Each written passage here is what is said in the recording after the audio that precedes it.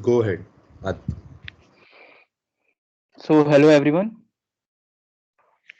I am Adit Kumar Singh, one of the coordinator of Spybits. And in the last workshop, we gave you a task related to steganography. So, task ये था कि alias ने एक image भेजी थी Bob को और उसको मेथड बता दिया था उसको डिक्रिप्ट करने का, ताकि मतलब और कोई उसको डिक्रिप्ट ना कर पाए, ताकि वो चीज़ सिक्योर रहे। तो इसका basically solution, hello Dinesh, am I audible? Yes, you are. You are. Okay. So the solution of this is that this is a very basic steganography related questions. Like it doesn't require any does not require any OpenCV knowledge or or any, like you can say, mm, Linux based with command searching of any message in the image. So just using a simple filter like using brightness contrast filter, what you can do, you can increase the brightness to the whole full volume, and also you can increase the contrast uh, to its full volume, and uh, after that an image comes. So that image is the logo of Superman. So so the answer of the last workshop was Superman. Okay. So alias ने क्या किया था कि alias ने इन दोनों pics को hide कर दिया था ऐसे कि मतलब और कोई बाकी कोई दूसरा बंदा जिसको डिक्रिप्ट करने का मेथड नहीं पता, वो उसको डिक्रिप्ट नहीं कर पाए. So he told Bob about this method that you can decrypt the image by using this filter. Like you can increase the brightness to full volume and you can increase the contrast to full volume, and after doing that method, you will decrypt the image and get the original answer, that is the Superman. So it is a very basic task, like basic filter, like you can increase the brightness and contrast, and after that you will get a logo of Superman. So if you increase the brightness and contrast to full volume, so you will get the logo of Superman.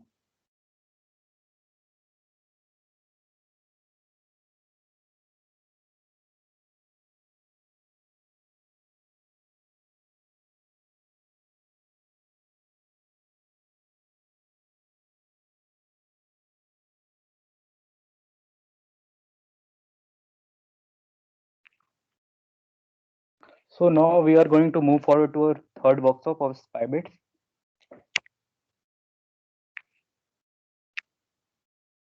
Hello, are the slides are visible? Huh. Yes, it is visible. Okay. So So till now we have covered like basic Python programming in the start, and in we also discussed number theory in very detail in our first workshop. And after that, in the second workshop, we discussed about the cryptography, what it is, the intuition behind cryptography, the methods behind cryptography, and why it is needed in the current scenario. And we also discussed about some terms and definition related to cryptography, and also we discussed about classical encryption techniques that are used in cryptography. And at last, we also in the last we discussed about steganography and also about semantic and asymmetric algorithms. So in this workshop, we are going to learn about um, RSA. So RSA is a type of asymmetric algorithm and asymmetric algorithm. And after that, we are going to discuss about digital signature and Diffie-Hellman key exchange algorithm. And after that, the Fischler cipher and the DES, that is data encryption standard, in the very last. So coming on to the workshop detail. So in the last workshop, we discussed about asymmetric and symmetric. So what happens that in symmetric, suppose there is a sender and receiver. So sender and receiver both of them uses the same key in a symmetric key algorithm. while in the asymmetric key algorithm, what happens is that the sender and receiver uses a different key to encrypt and decrypt the messages or the ciphertext. So, in so coming on to the we are now going to discuss about first asymmetric algorithm. So in asymmetric algorithm, it comes like public key cryptography, and it is basically a type of, you can say, uh, asymmetric algorithm. So what it is about, like with the spread of more unsecure computer networks in the last few decades, a genuine need was felt to use cryptography at the largest scale. The symmetric key was found to be non-practical due to the challenges it faced for key management that give rise to the public key crypto system. So जो पुराना method था symmetric की, उसमें क्या है कि sender और receiver दोनों की सेम होती थी। तो अगर किसी को वो की पता चल गई तो वो उसको डिक्रिप्ट कर सकता था आसानी से। तो इसमें रिस्क रिस्क ज़्यादा था, मतलब हैकर या किसी अटैकर को original message decrypt original message get करने के लिए, मतलब साइफर टेक्स्ट से ओरिजिनल मैसेज को पाने के लिए उसको, तो मतलब सेम की है तो मतलब आसान हो जाता था डिक्रिप्ट करना। पर तो while in the publicly cryptography, we use asymmetric keys. So in this method, is the keys that are used by sender and the receiver are actually different. So it somehow makes it more secure than that of the symmetric algorithm. So the process of encryption and decryption we are going to discuss in detail. So in public key cryptography, what happens is that suppose there is a sender and a receiver. So what sender does that it converts a plain text into a ciphertext by using some encryption algorithm. And in that encryption algorithm, what it does in public key cryptography is that it uses the receiver's public key along in the encryption algorithm to convert it into ciphertext. And what the receiver does that for decrypting the ciphertext, it uses its private key to decrypt the ciphertext into plain text. So in this whole method, the keys of the receiver are going to be used. So the sender is going to use the public key of the receiver, and the receiver will use the private key of itself to decrypt the ciphertext. So this is secure because in this the private key is only known to the receiver, and nobody else knows that private key, while the public key is known to everyone. Like receiver's public key will be known to the sender, but the private key will be known only to the receiver. So sender will use the public key of receiver and encrypt it by using the public key of receiver, and the receiver is going to decrypt the ciphertext by using the private key of himself. So, so encryption or public key algorithm have the following important characteristics.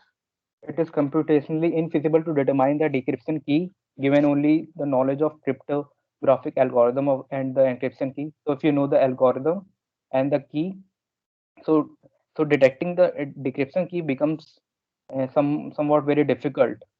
We are going to see that later. So it is somewhat more secure, you can say. If something determine the decryption key becomes harder for any attacker, so it will make it eventually more secure.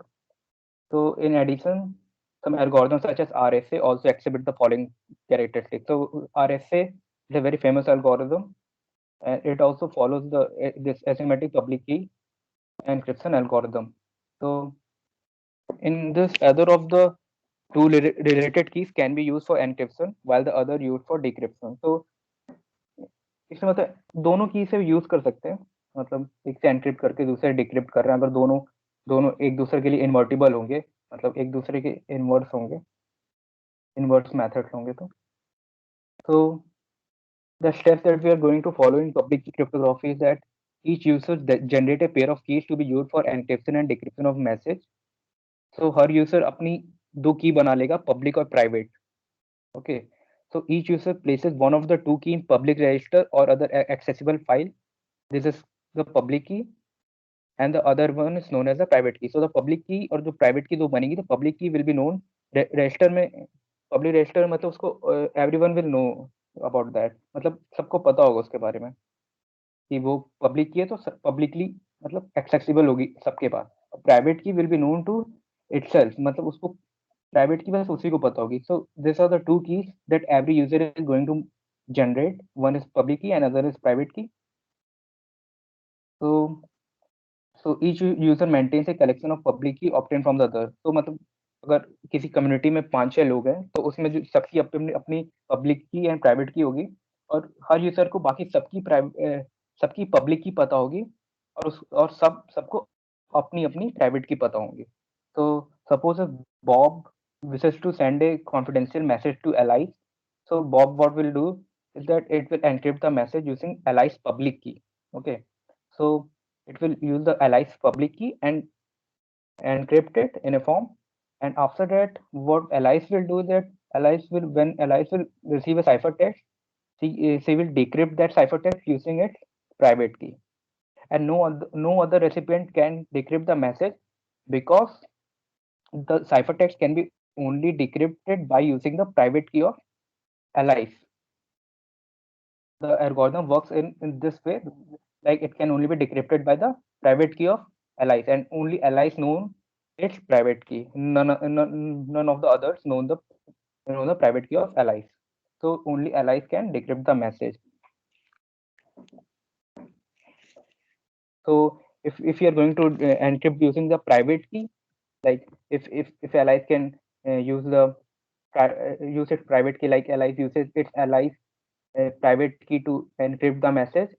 So in that case, Alice public key can be used to decrypt the message, but it is not very good method because public key is known to everyone. We are going to see it in detail. So suppose there is four five person, Joy, Mike, Alice, Ted. So if Alice want to send, if Bob want to send some message by using cryptography, using this asymmetric algorithm, so it will take the plain text, and it will use some encryption algorithms like RSA. So in this, he only wants to Alice to know the message. So he will use Alice public key in the RSA or any encryption algorithm to encrypt it. And after uh, when the ciphertext is transmitted, so what Alice will do is that Alice will use the decryption algorithm and its private key to decrypt the plain text, or you can say the message from the ciphertext. So this is the encryption using public key. It is very much secure, so the confidentiality is maintained because of the security that is provided by this technique or algorithm. And there is another method that also you can say asymmetric, like what Bob will do is that Bob will use its own private key to encrypt the message. So Bob will take the plain text and use its private key. So after using its own private key, it will convert it, the algorithm will convert it into a ciphertext. After converting it, it will be opened or decrypted only by the Bob's public key. So the Alice will use Bob's public key and decrypt the ciphertext to get the original message. But in this method, there is a default, or you can say the drawback is that as the public key is known to everyone, like the Bob's public key will be known to everyone, like Joy, Mike, Bob, Ted, all will know the public key of Bob, so everyone can decrypt the message. So in that way, the message will not be secure. So here, so because there is a no protection of confidentiality, because the attacker can decrypt the message using the sender's public key. So इसमें कोई भी decrypt कर सकता है message को जिसको public की पता होगी बॉब की, क्योंकि बॉब ने अपनी प्राइवेट की यूज कर दी. While in the previous method, Bob has used the public key of the Alice. So in that case, only the private key of Alice can decrypt the ciphertext. So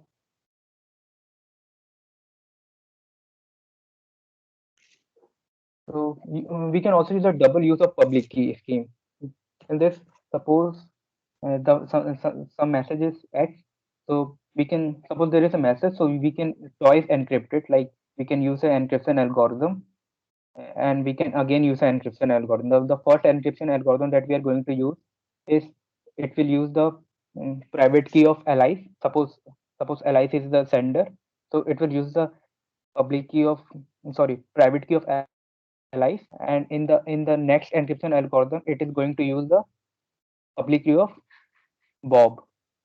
So when the ciphertext is traveled to the Bob, so what Bob will do is that it will use the private key uh, of itself. Like Bob will use the private key of Bob, and using that it will decrypt, and after that stage, it is going. He's also going to decrypt one stage more. Like he's going to decrypt you decrypt using the public key of Alice. After that, the message will be decrypted. So, or you can say the message will the decryption algorithm will function like it is like twice encryption and twice decryption.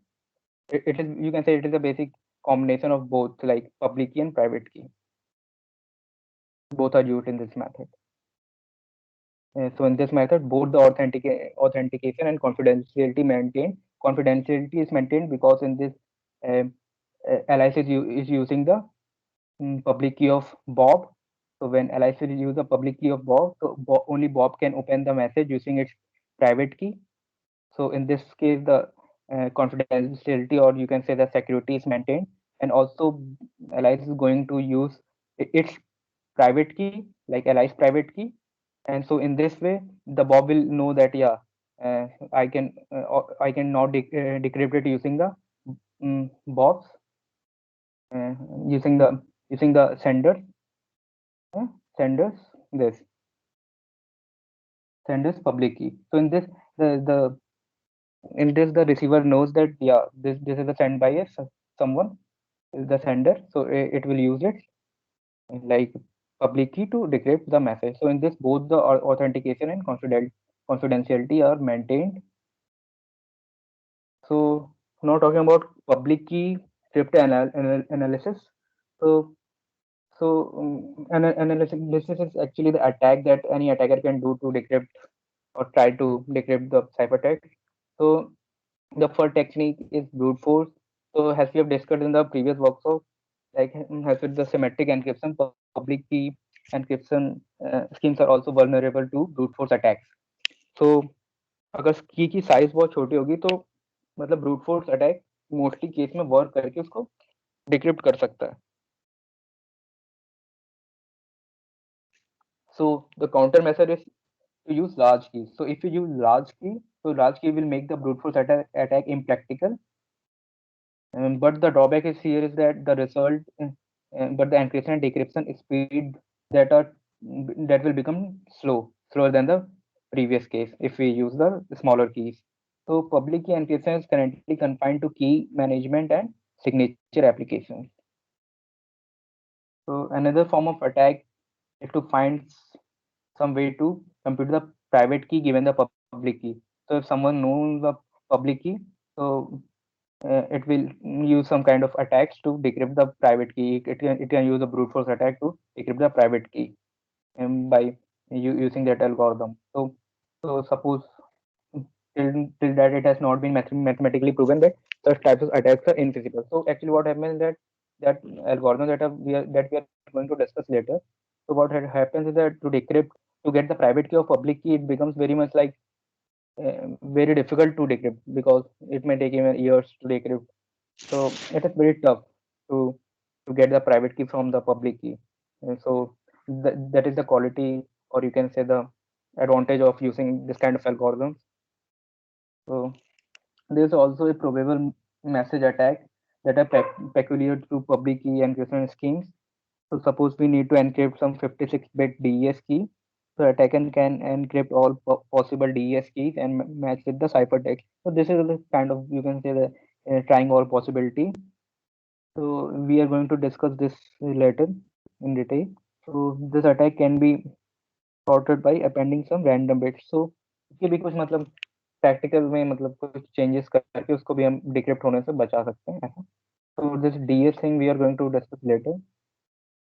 So now coming on to some basic thing that we have studied earlier, modular exponentiation. हमने number theory में ये चीज discuss की थी पहले भी. तो इसमें क्या करते हैं, अगर कि we have to calculate x raised to the power of n mod m. So this the code this is written. It takes only log n time to compute x raised to the power n. We have discussed this in detail in during our number theory workshop. So this algorithm return the answer in log n time. And I'm also recapping this Euler-Tocent function phi n. It counts the number of integers between 1 to n inclusive, which are co-prime to n. So what is co-prime? Co-primes are the numbers that gives GCD 1 with that number. So for n equal to 10, 1, 3, 7, 9, these are going to give GCD equal to 1 with respect to 10. So these are four numbers that are going to give GCD equal to 1 with respect to 10. Okay, so suppose the important features of Euler-Tocent function is that suppose if p is a prime number, so the phi of p will be p minus 1, because all the numbers that are less than prime are of course going to give GCD equal to 1, because prime has no divisor less than that.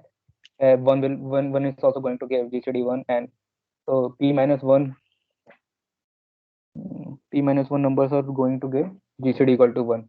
So Euler-Tocent function of a prime number is p minus 1, and also Euler-Tocent function of p raised to power k is also like p is equal to p raised to power k minus p raised to power k minus 1. And suppose if GCD of a and b equal to 1, so phi of a and into b can be written as phi a into phi b. This is this three conditions that I have mentioned. We have discussed this algorithms in detail in the first number theory workshop, and the contest that was held in the Inferno Numero also uses this kind of this this Euler-Tocent function in 1-2 questions. So this Euler-Tocent function and this power by modular exponentiation is used in like RSA. So now we are going to come to the main algorithm, the RSA algorithm. So RSA algorithm is named after these three scientists, Rivest, Samir, and Edelman. So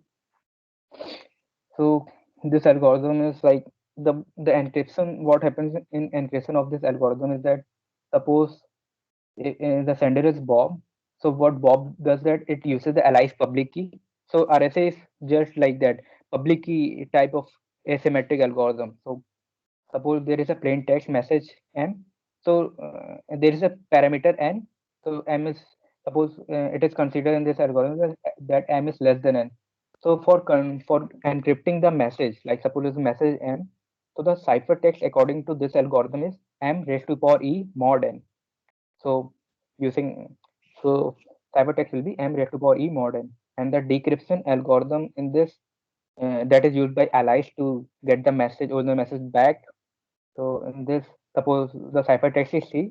So what allies will do is that it will do the reverse case of encryption to get the plain text back. It will use ciphertext raised to power of d mod n.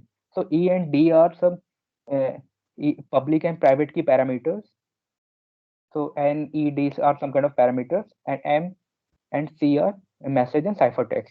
Okay, so you can using E and D, you can decrypt message from ciphertext to message. So this is the basic encryption and decryption technique of RSA. So both the sender and receiver must know the value of n. So n is known to the both sender and receiver. So n, you can say that n is public. So the sender knows the value of E, and only the receivers know the value of D. So the encryption key that is used by the sender. So E is used in that encryption key. So E is only known to the sender, and D is only known to the you can say the receiver. So in this way the message becomes secure, because D is only known to the receiver, and he or she can only decrypt the message. So coming on to how the RSA algorithm works. So what we do here is that we select two numbers, P and Q. Both needs to be prime and P not equal to Q. So we just consider two numbers, P and Q, and we assume that N is the multiply of this two, P into Q. So N is equal to now P into Q. So now we know that P and Q both are prime numbers. So calculating the Euler-Tocent function will be like phi of P into Q will be phi of P into phi of Q. And we know that for prime number P, the Euler-Tocent function will be P minus 1. So phi of N will become P minus 1 into Q minus 1. So there is another parameter E that we have discussed in the previous slide. We select any integer E, any integer E which is going to give GCD 1 with respect to phi of N. So you can say that E will be co-prime with the Euler-Tocent function of N. So we select two numbers PQ, we multiply them, we take the Euler-Tocent function phi N, and we assume a value E that is less than phi N and going to give GCD 1 with respect to E. So this algorithm gives us the D. D is actually the E inverse mod of phi N. So we have also studied about inverse algorithms. So in the first number theory workshop, we studied about extended Euclidean algorithm. So you can use that algorithm to get the D, to get the inverse of E under some mod phi N. So this E N in bracket are referred to as public key. So everyone knows that what is E and what is N, and private key is D, comma N. So public key is only known to the receiver. Of course, N is known to everyone, so you can say that D is the private key. D is only known to the receiver. On a combination, E comma N is said to be the public key, and D comma N is said to be private key.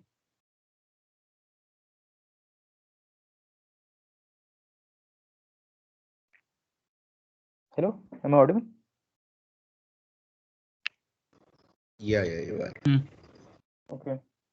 So how we select P and Q?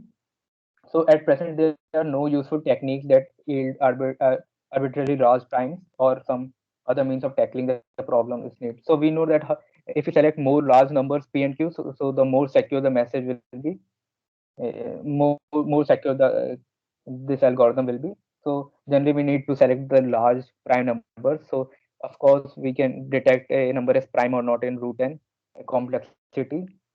So but for checking for getting the large values of P and Q which are prime, we usually use methods that give us large prime. So in that case, what will happen? The higher the values of P and Q, the more secure will the message, because it will become practically infeasible to decrypt the message in that case. So the procedure that is generally used to pick a random odd number of desired order of magnitude and test whether that number is prime. If not, pick successive random numbers until one found is test prime. We have discussed this kind of algorithm in the first workshop, Miller-Rabin and uh, Miller-Rabin or formats. We have discussed formats, primarity test. So you can use that algorithm to get higher numbers of P and Q. So more higher values of P and Q primes. So it will become it will become more time to decrypt the message. So practically it will also become infeasible if the P and Q will be large. So Miller-Rabin and formats are used. So algorithm will also work for smaller prime numbers also, but for attacker can decrypt that if the prime numbers are not very much large. So so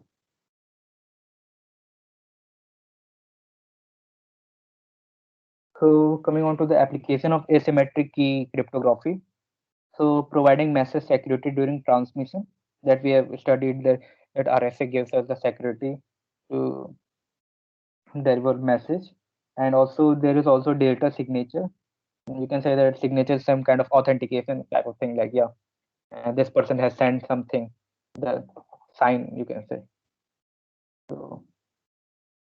So securing the message, ensuring that no one in the channel So what is securing the message? So message is secured by ensuring that no one in the channel can decrypt the message. Suppose the sender is sending the ciphertext using some channel, so no one in the channel between sender and receiver can decrypt the ciphertext.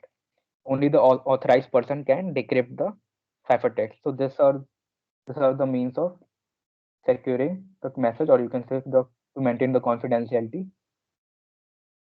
So how to ensure security? So we know that we have studied earlier that if allies use the public key of Bob and use in the encryption algorithm, and after that only the Bob is going to decrypt the message using its own private key. So you can see that the security is maintained here because only Bob can decrypt the message, decrypt the ciphertext. If the ciphertext is passed through a channel, so the as others does not know the uh, private key of Bob, so they will not detect the decrypt the ciphertext. Or even if attacker uses some kind of brute force attack, so if the P and Q values are large, uh, so it will become difficult to crack the algorithm. So coming on to digital signature, so what it does is that it provides authenticity to the message, and basically it is that ensuring that the message was sent by a known sender.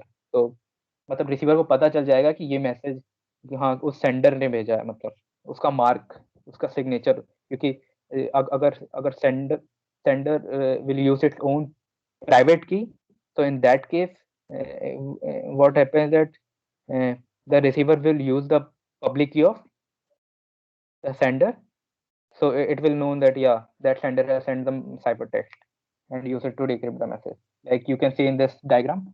Like uh, so Alice is in this case using the private key of itself, and after that it is generating a ciphertext, and after passing through a channel, or you can say a medium, and the Bob is decrypting by using the public key of Alice. So in this, the Bob knows that the yeah we are I'm going to use the public key of Alice.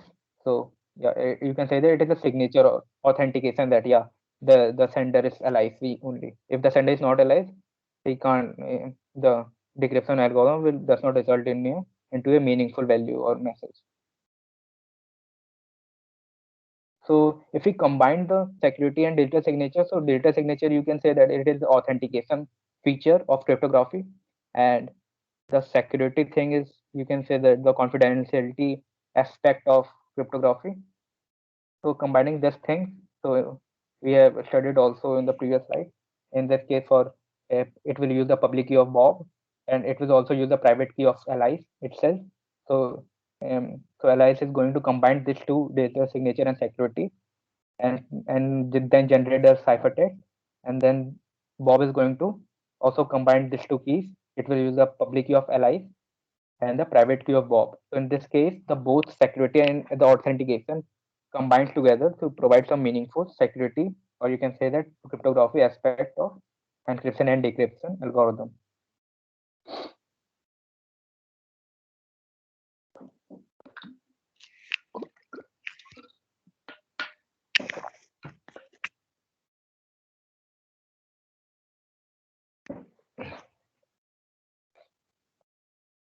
So coming on to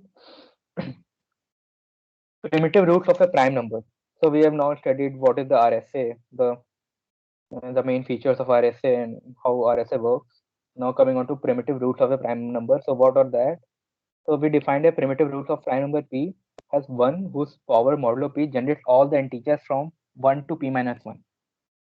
So, so you can say that if suppose if a is a number, so a is said to be a primitive root of prime p. If we do like a mod p, a square mod p, a q mod p, so on up to a raised to the power p minus 1 mod p. So after doing this, we get all distinct numbers from 1 to p minus 1. So none of them will be like duplicate values, so will come. So all the values will be between 1 and p minus 1 including. And it is not necessary that a mod p should be 1, a square mod p should be 2. No, nothing like that. like it can be like a mod p can be 2, a square mod p can be 1. So basic is that all should be unique, and all should maintain element of 1 to p minus 1 in any permutation. So so so it is used because it has so suppose if for any integer b and a primitive root a of a prime p, we can find unique exponent I such that b equal to ai mod p. So for any integer b, ai mod p, ai a raised to power I mod p is equal. So the exponent I is here referred to as actually the discrete log of b. Discrete log of b for the base a mod p. So you can simply think that yeah, it is some kind of log. So what happens is in this is that this is going to use it in our next algorithm, the Diffie-Hellman key exchange. So this is another type of algorithm. So the purpose of this algorithm is to enable the user to securely exchange a key that can be used for the subsequent encryption of message. So in what we do here is that instead of maintaining ciphertext, uh, ciphertext, plain text keys, we actually try to send the transport the key securely instead of messages. So we try to exchange a key. Suppose if you want to, instead of sending the message, you try to send the key instead. So this this algorithm basically talks about that, like we want to exchange a key.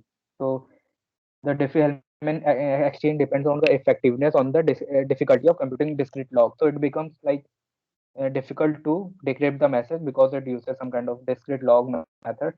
So you can assume that yeah, it becomes difficult only. So what is this algorithm about? Suppose you can say that A and B are going to exchange a key. Suppose A want to send a key to B without knowing others. Like say suppose more members are there in his domain, so he will send the key.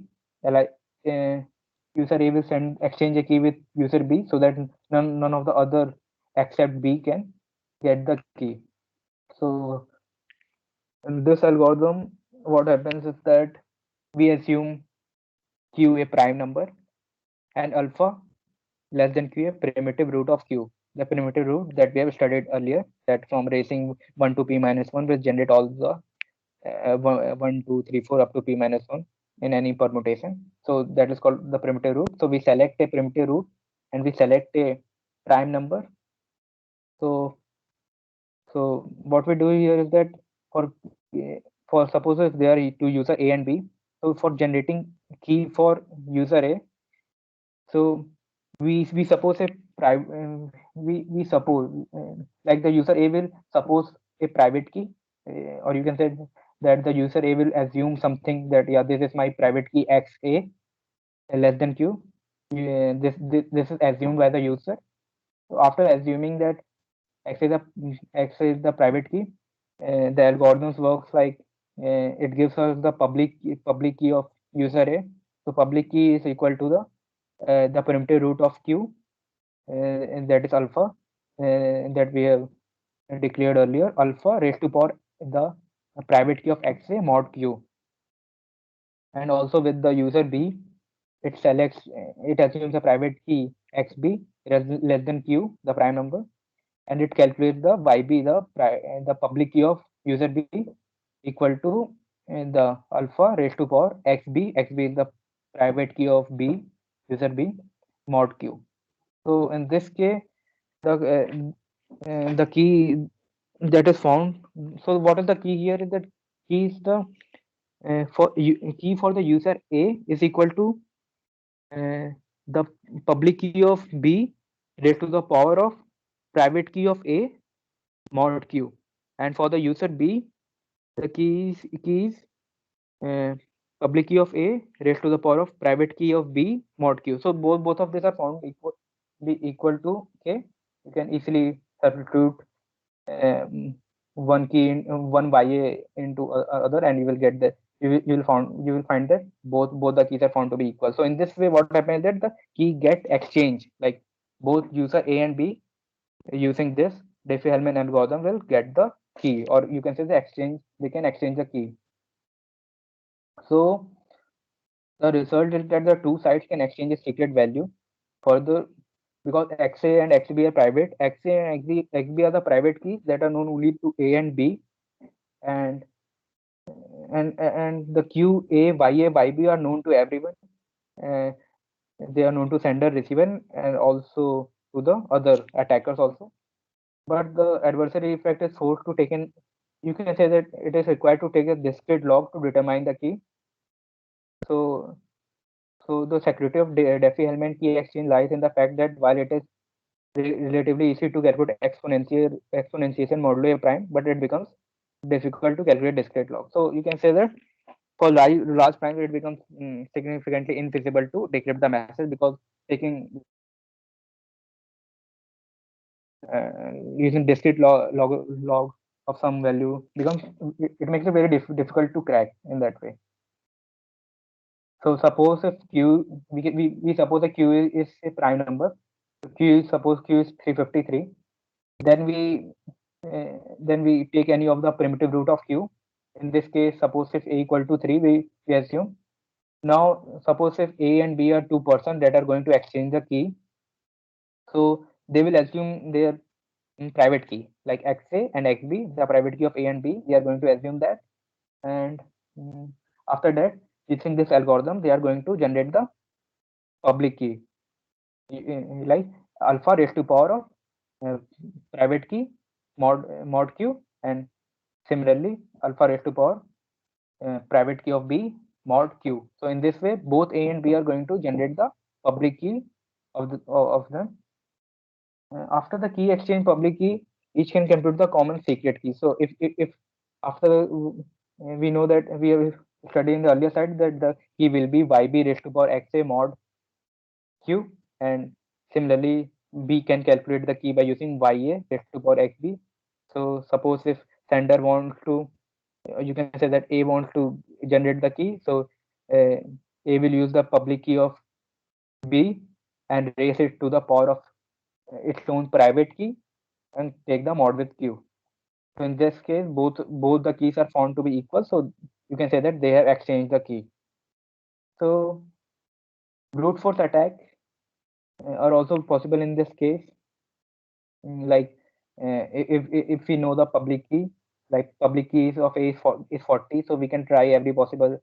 We can brute force like for every possible power, and we can check, yeah, if for that power the answer is uh, getting the public key or not. So if the public key is found to be 40, so by brute force attack, any can anyone can anyone can hack or attack.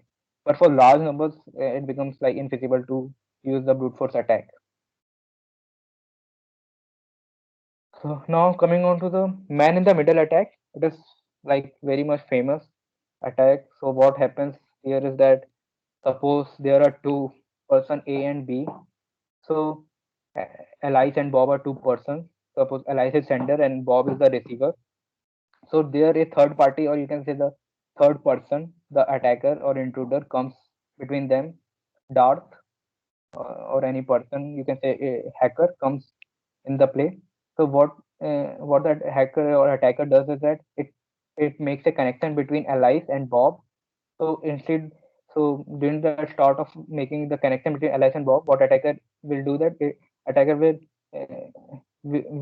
make a like connection between Alice, and he will also make a connection between Bob. So instead, now what will happen that after this, the third person or the middleman coming in between Alice and Bob, so Alice will think that, yeah, that is the Bob, that is the second person, the receiver, and Bob will think that the Dart is the allies or the sender.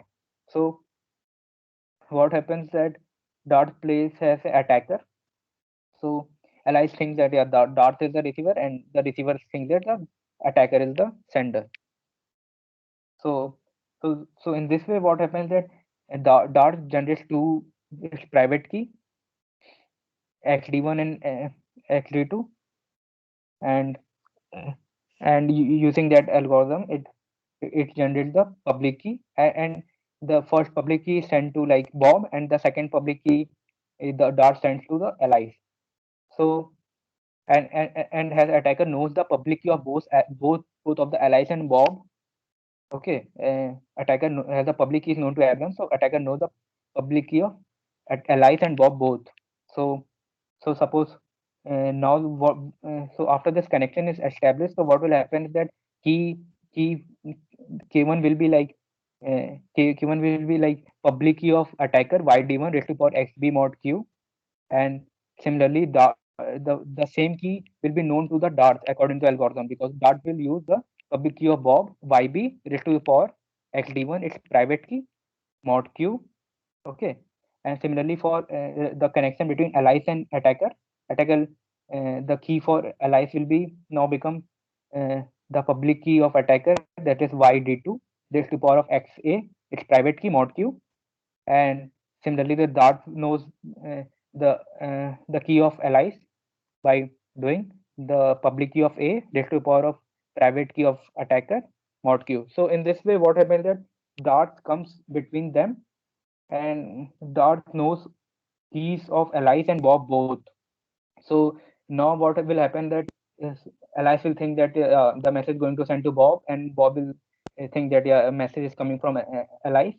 But in this the middleman also knows the message, so you can say that yeah, this attacker also comes into play, and the attacker knows the both of the keys. So if suppose the key used by allies is known to attacker, so what attacker will do is that suppose ally sends a message using that key, so has dart knows that key, so dart will attack or decrypt that message, so decrypt that ciphertext and know the value of message.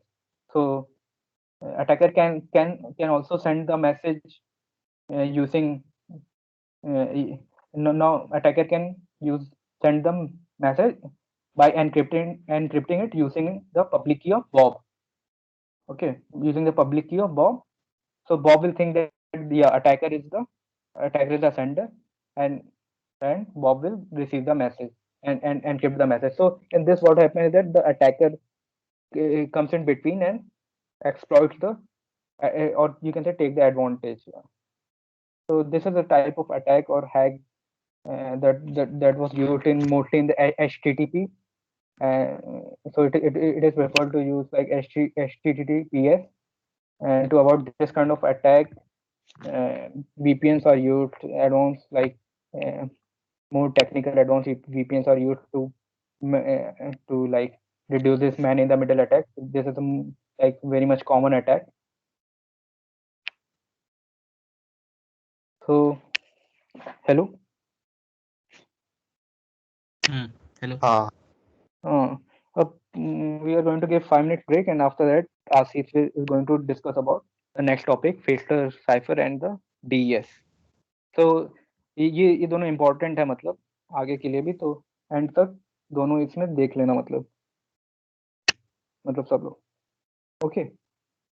Yes, break देना। हाँ, we'll take a couple of minutes. जिनको भी मतलब just a couple of minutes, guys. We'll resume, and these topics which are coming up will be used in the problem statement as well. So do stay till the end.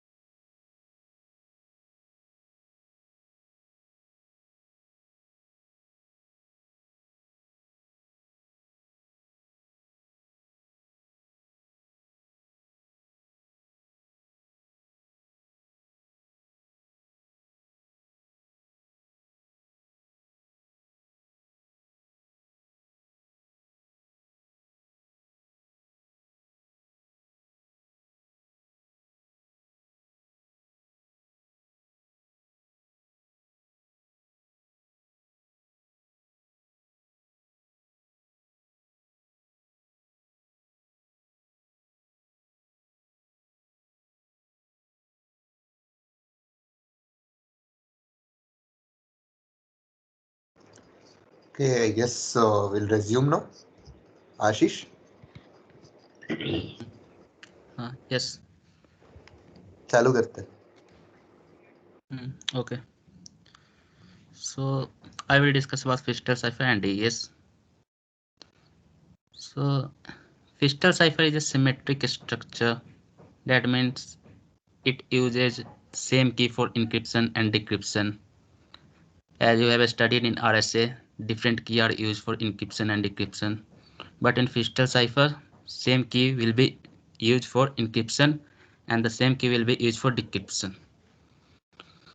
Fichter cipher is also a block cipher, as we have already discussed about block cipher, that during encryption we take a block of text and apply some encryption algorithm, then we get the output at a block of text. So Fichter cipher is named after German born physicist and cryptographer Horst Fichtel. Fichter cipher is also known as Fichter network, and Fichter cipher is used in many block ciphers. One of the example that we will study is DES.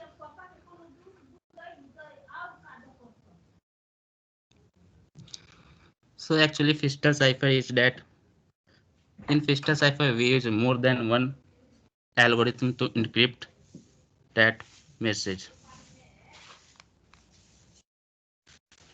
So actually the thing is that if we encrypt a message using one cipher like substitution cipher, then there will be some probability that the attacker can decrypt that message. So Fichter cipher uses more than one simple ciphers to decrease the probability that the attacker can decrypt that message. So in Fichter cipher, generally we take a key of length k and a block length of n bits to encrypt that message. So the total possible key space will be 2 to the power k.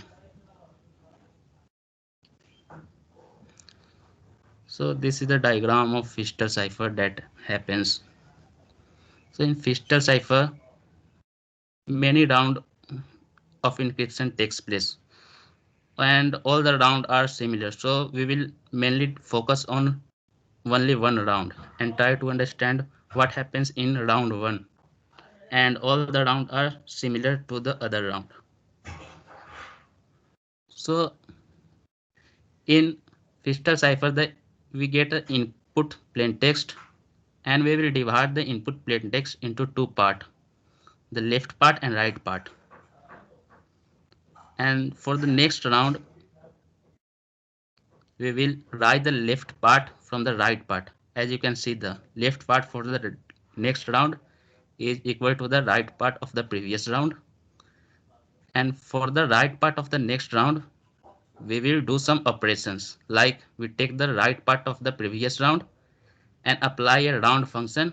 This f is called the round function, and the round function consists of two input, the right block and a key k1, and after that the output is joined with the left part, and then we get the right part for the next round. And similar operation is done for 16 times to ensure more security, and whatever the output that we will gain after the 16 round will be swapped. The left part will become right part and right part will become left part. So this process is the encryption process of Fichter cipher. And the decryption process is very similar to the encryption process. That means if we input the cipher text into an encryption algorithm, then it will automatically gives us the plain text. But the condition are that we use the key in reverse manner. That in the encryption, every round uses different key. Like 16 round uses 16 different key, k1 to k16. But during decryption, in the round one we use key 16. That the keys are used in reverse manner. For round one we use key 16. For round two we use key 15, and similarly like that. And after 16 round, we swap the left and right part to get the output. that will be our plain text. So here we can see that f is a round function that is used, and the k1, k2 to k16 are subkey for each round. And during encryption, we have seen that the left part is equal to right of previous part, and the Ri is equal to Li minus 1. This joined with the output of function round function, which have two input Ri minus 1 and Ki. And similarly for decryption, we can take help from the previous equation, and Ri minus 1 is equal to Li. We can see from that. And in the second equation, if we join both sides with function round function, then we will get the Ri join round function, and the round function join round function will be 0 here, and we will get that equation. And putting the value of Ri minus 1 from there, we will get a second equation, this. So you can see that the encryption and decryption algorithm are very similar. So we do not need to write a special algorithm for decryption.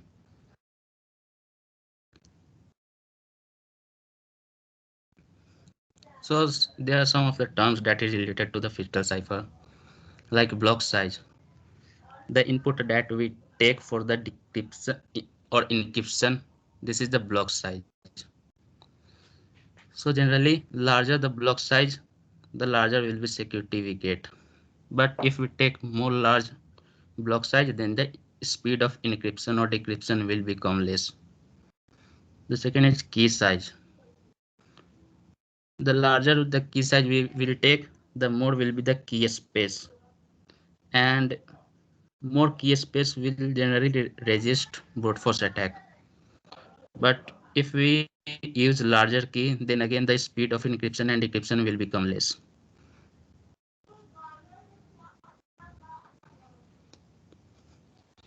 And as we have seen that Pfister cipher above, that Pfister cipher is generally 16 round. So the number of round is proportional to the security of the message. The more number of round we will apply, the more security we will get. And this is a sub-key generation algorithm. Generally in Pfister cipher, we do not provide the 16 sub-key. We generally give one sub-key, and an algorithm is take place on the key to generate 16 different sub-key, which will be used in the 16 different round. And this is a round function, as we have seen the function that takes two input. One is the block of right side and other take the key. So if we increase the complexity of round function, we will get the more security.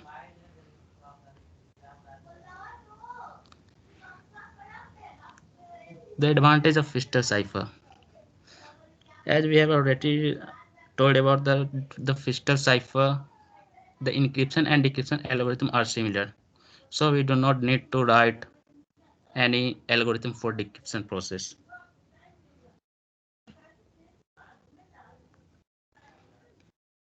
So this is the about how to decrypt the Pfister cipher text. So the decryption process is like that.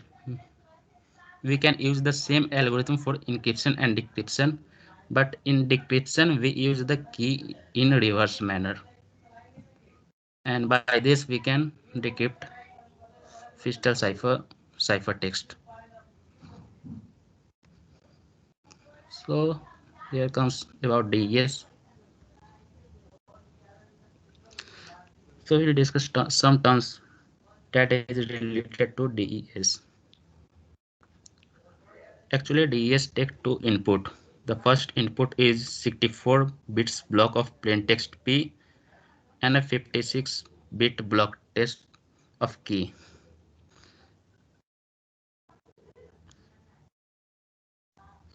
As you can see, this is the diagram of DES.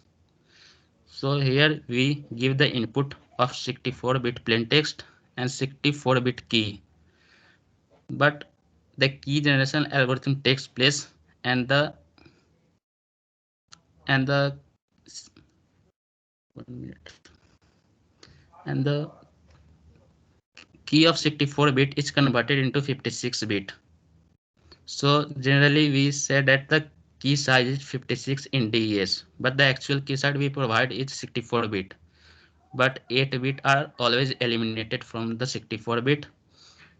So we said that the key size of DES is 56 bit. And after the algorithm we get 64 bit ciphertext as output. So this is it. We provide two inputs, 64-bit block of plain text and 56-bit block of key, and the output is a ciphertext of 64-bit. And from the diagram of DES, we apply initial permutation. So the initial permutation actually does it suffers the bit position in the plain text.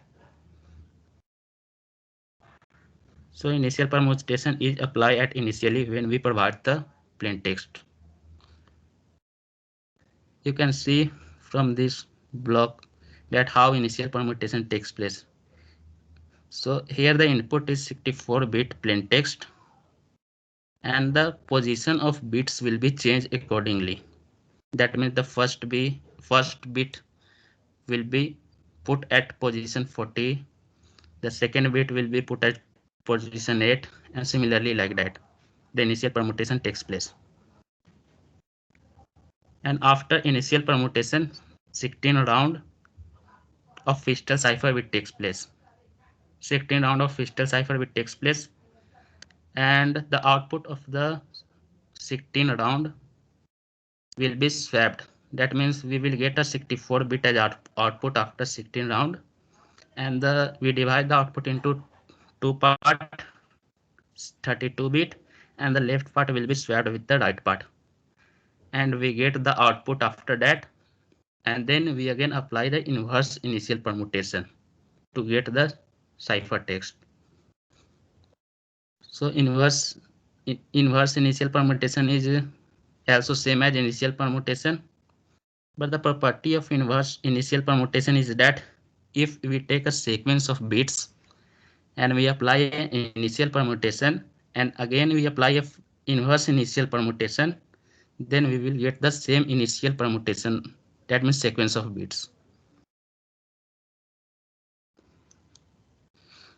So this generally says that we apply initial permutation, and then after that we apply a 16 round Fichter cipher that include permutation and substitution. We will discuss about this later. And the output of the 16 round is swapped.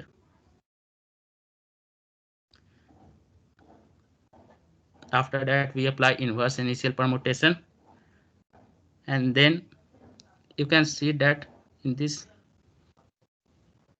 is actually a Fichter cipher with only two operation extra, that is application of initial permutation and in the last inverse initial permutation. So this line generally says that with the exception of initial and final permutation, DES has exact structure of Fichter cipher. So this is the whole process of DES.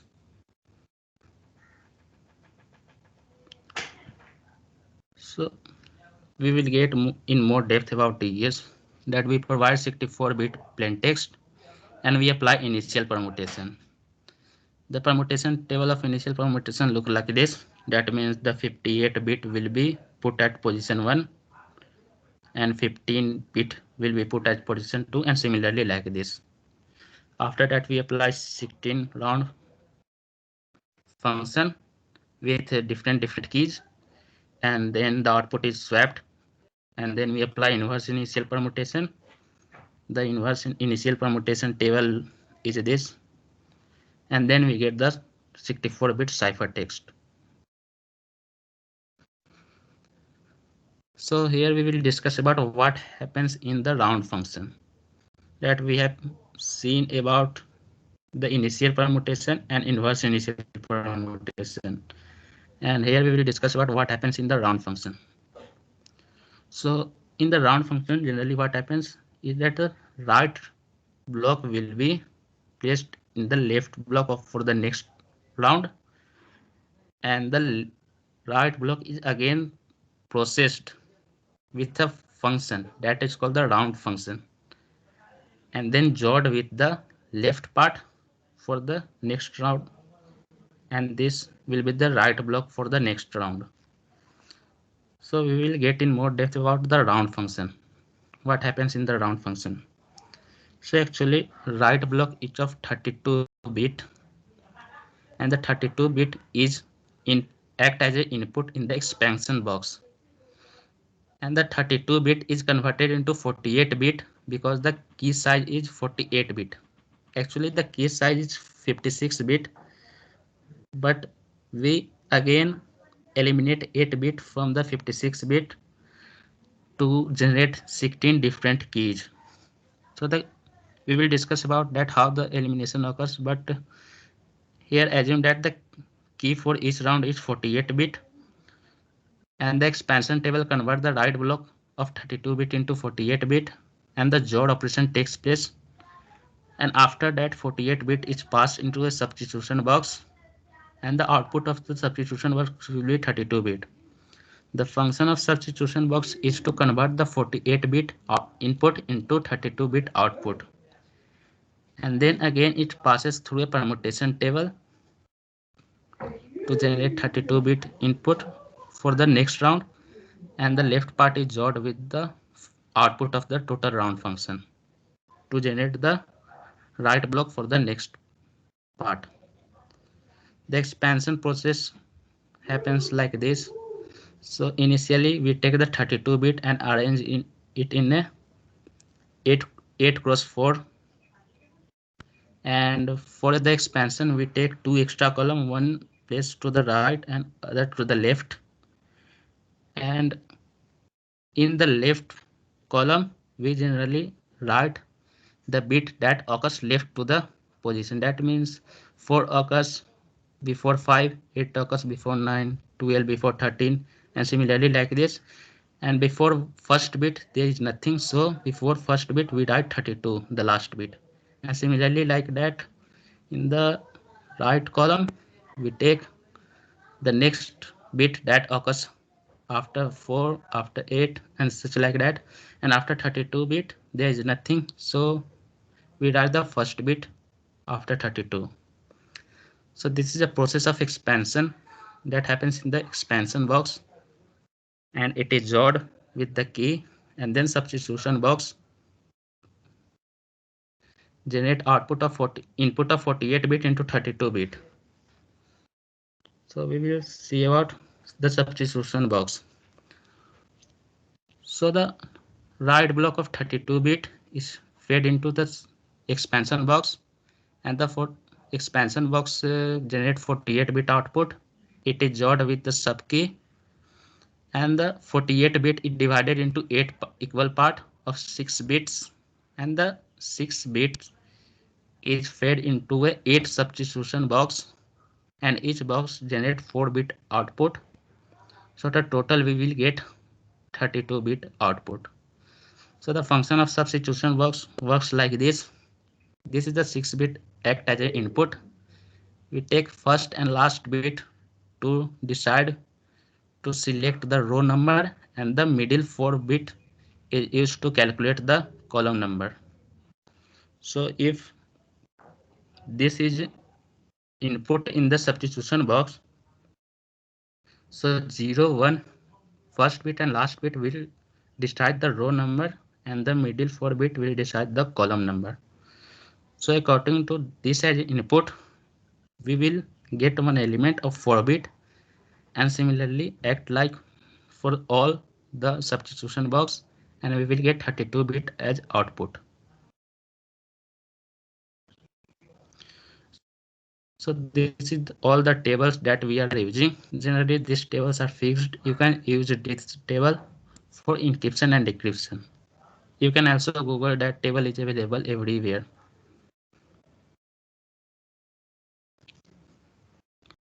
And these are the element of 8 substitution boxes. You can either take it from here or Google during the contest if you need to use the substitution boxes. So here we will see that we are giving 64-bit key, but we are only using 48-bit key for the job operation.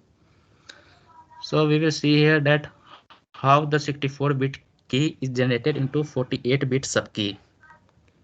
So generally we input 64-bit key, and you can see the key are arranged in this manner.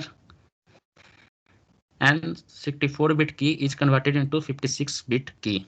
So the every 8th bit multiple, that means multiple of 8, will get eliminated from the initial key. So we will get a 56-bit input key, and then the permutation happens according to this table, and we will divide the 56-bit key into two parts, left part and right part, and after that shifting operation takes place on both the part. The shifting operation takes place like left circular shift. You can see the example. If we apply a 1-bit shift, that means left circular shift, and the initial bit position are like that, then after applying 1-bit left position shift, we will get the output like this. Every bit will be shift 1 position to the left, and the first position will be moved to the last, because it is a circular shift. And similarly to the right block, we will apply the same number of shift, that means 1-bit shift. The number of bit that will be shift will depend on the number of round, that means which round is taking place, either it is first round or second round. Similarly, second round will take place. So the output is combined in this, and again the output is 28-bit plus 28-bit, the 56-bit, and then 56-bit is passes through permutation table to second.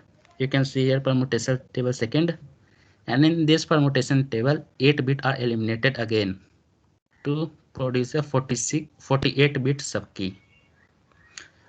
And again this two left and right block will be used as an input for next key generation process. Again this will be shifted to the left, and again it will be used as a key subkey for the next round. And these are the tables that are used for the encryption and decryption process. And this is a number of shift, that means number of bits that is shifted towards left for each round. This is generally fixed for DES. So here comes about the decryption algorithm of DES. So we have seen that the DES is generally a Pfister cipher with only two extra operations applied. First is initial permutation, and the other ones happen at last inverse initial permutation. So for the decryption process, we generally feed the cipher text as input in the encryption algorithm and uses the keys in reverse manner. So we will get the plain text.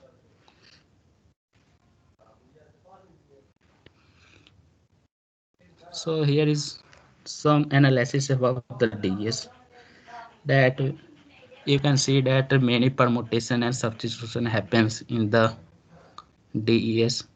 So we can say that if you change a single bit in plain text, you will get a large difference in the cipher text. So the avalanche effect said that the small change in plain text results in the very great change in cipher text. And the second is completeness. It generally said that each bit of cipher text depends on many bits of plain text. Like you have already seen, there are many permutation and substitution happens. for the keys and the ciphertext and plaintext. So here we will discuss about the strength of DES. As DES uses 56-bit key, the effective length of the keys are taken as 56-bit because the initially 8-bit are eliminated, and the initial that means the 8-bit will be used for the different purpose like parity checking. So the total possible key space is 2 to the power 56, and with this it will even take a thousand of a year to break that. So brute force will be not applicable for DES, and we will discuss about some cryptanalysis attack on DES. So cryptanalysis study tells that there is something weakness in the substitution box that we are using in DES. And if we found some weakness in the substitution box of DES, then one can know or one can decrypt the ciphertext. But till now, no one has found the weakness in substitution boxes. But DES are proved insecure in 1998. That means Electronics Frontier Foundation announced that it has broken a DES encryption using a machine that is built for less than $250K, and the attack take less than 3 days. So as the DES fails because it uses 56-bit as key input. So to provide against such attack, we encrypt the message using more than, that means we apply more than one DES algorithm. Like if we get a plain text, we apply single DES and then we apply again DES to the output of first DES algorithm.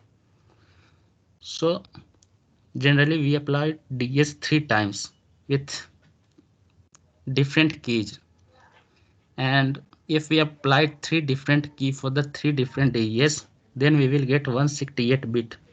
The effective key length will be 168 bit, and the triple DES is still very secure against the brute force attack. But the main problem about triple DES is that it makes the encryption and decryption process slow.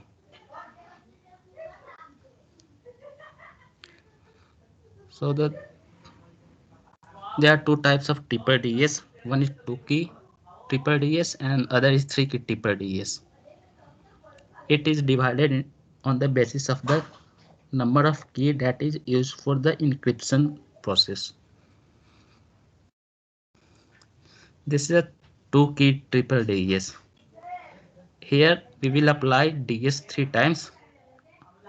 On the first times we will use K1 as encryption, and in the second times we will use K2 as a key, and then again in the third we will use K1. So here K1 is used 2 times for DES and K2 is used 1 times. So if P is plain text, we can get the ciphertext by applying encryption using key K1 and again decryption using key K2 and then again encryption according key K1. So we will get the ciphertext. And applying in the reverse manner, we will get the plain text from the ciphertext. And this is 3-key triple DES. Here we use 3 different key K1, K2 and K3 for the encryption and decryption process. So if we have plain text P, then in the first round we apply key K1, in the second time we will apply key K2, and third time we apply key K3 to get the ciphertext. And from the ciphertext we can get the plain text by applying the key K1, K2 and K3 in the reverse manner. And this is the decryption process for triple DES. It says that it reverses the procedure, and it also says about the reverse the key. The key that is used will be, that means in the decryption the key will be used in reverse manner, as I have already told. At last, the padding comes about. That means the block cipher uses a block of fixed length for the encryption, but it is not necessary that we will get the multiple of block length. Like the block, that means the total message that we will get will be not the multiple of block size that we want. So we add extra padding in the message so that the total length of the message becomes the multiple of the size of block that we want to encrypt. And the general size of block that we want in the DES is 64 bit. So if the message is not a multiple of 64 bit, then we add additional bit uh, to make it a multiple of 64 bit. So this is about padding, and the number of byte that will be added to the last of the message will be calculated using this formula, where k is the size of block that will be required and l is the length of the plain text. So the formula will be k minus l mod k. This will give us the number of byte that will be required to add to the end of the plain text to make the total length of message to be multiple of block size. And this is the end. Hello. Yeah. So guys, I guess that's it. किसी को doubts है तो अभी पूछ सकते हो. Otherwise, I guess we're free to leave. That's it, na, Aditya? Yeah. Okay. So this will be the last conceptual workshop for SpyBits. In the next workshop after your midterms, it will be a problem statement.